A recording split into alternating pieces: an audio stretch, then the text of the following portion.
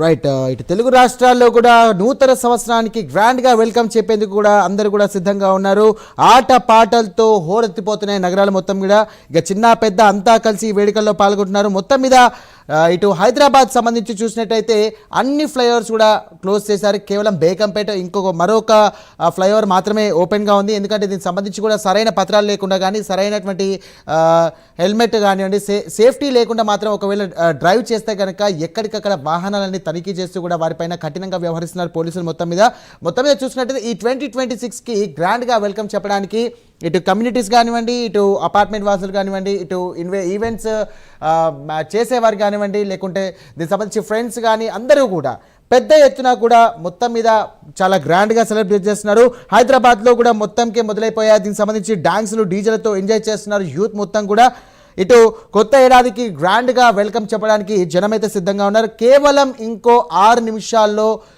6-7 నిమిషాల్లో కూడా 2026 రాబోతోంది. సో గడిచిన 2025కి సంబంధించి కూడా చూసుకున్నట్లయితే ఎన్నో ఒడిదుడుకులు, అలాగే ఎన్నో కష్టాలు, ఎన్నో నష్టాలు, ఎన్నో సంతోషాలు అదంతా కూడా కలబోసినట్టుగా ఉండేది. సో ఎన్నో ప్రమాదాలు కూడా మనం చూస్తూ ఉన్నాం. ఇటు విమానానికి సంబంధించిన ప్రమాదాలు కానివ్వండి, ఇటు ఆపరేషన్ సింధూర్ కానివ్వండి, ఎర్రకోట దగ్గర సంబంధించి అటు ఢిల్లీలో దాడులు కానివ్వండి, మొత్తం మీద చూసుకున్నట్టయితే ఇటు మన తెలుగు రాష్ట్రాల్లో ఇటు బస్ యాక్సిడెంట్స్ కానివ్వండి ఎన్నో బాధలు కూడా మనం చూసాం. సో హోప్ ఈ 2026కు ఎలాంటి ప్రమాదాలు లేకుండా ఎక్కడ ఎలాంటి ఘటనలు జరగకుండా ఉంటాయని చెప్పేసి అందరూ కూడా ఆశిస్తున్నారు. ప్రతి ఒక్కరు కూడా అదే ఆశాభావం వ్యక్తం చేస్తున్నారు. మొత్తం మీద చూసుకున్నట్టయితే తెలుగు రాష్ట్రాల్లో జోష్ ఎక్కువగా అయిపోయింది. సో కొత్త ఏడాదికి జనం కూడా గ్రాండ్గా వెల్కమ్ చేస్తున్నారు. దీనికి సంబంధించి కూడా మనం విజువల్స్లో చూస్తున్నాం. డాన్స్ చప్పులతో అలాగే డాన్స్ చేస్తూ కూడా మొత్తం యూత్ అంతా కూడా ఉర్రతలోగిస్తున్నారు.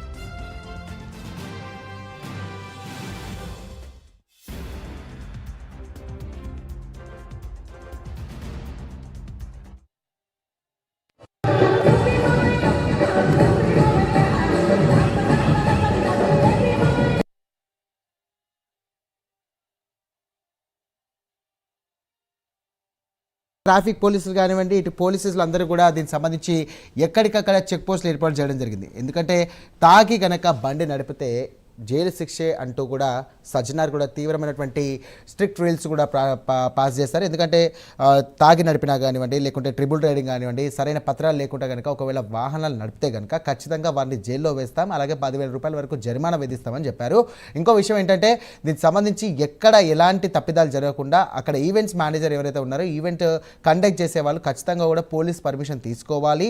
అండ్ ఎక్కడ ఎలాంటి ఘటనలు జరగకుండా కూడా అన్ని చర్యలు తీసుకోవాలని చెప్పేసి సజ్జనార్ దీనికి సంబంధించి పూర్తి క్లుప్తంగా కూడా చెప్పడం జరిగింది. అండ్ ఇంకో విషయం ఏంటంటే ఒకవేళ తాగి బండి నడిపినా కానీ వాహనాలు నడిపినా కానీ దొరికితే గనక ఖచ్చితంగా వారిని జైల్లో వేయడం జరుగుతుంది. అది అంతా కూడా కోర్టులో చూసుకుందామని చెప్పేసి ఆయన స్ట్రిక్ట్గా వార్న్ చేశారు. అండ్ ఒకవేళ మీరు వెళ్ళలేని పరిస్థితిలో ఉంటే కనుక ఒకవేళ మీరు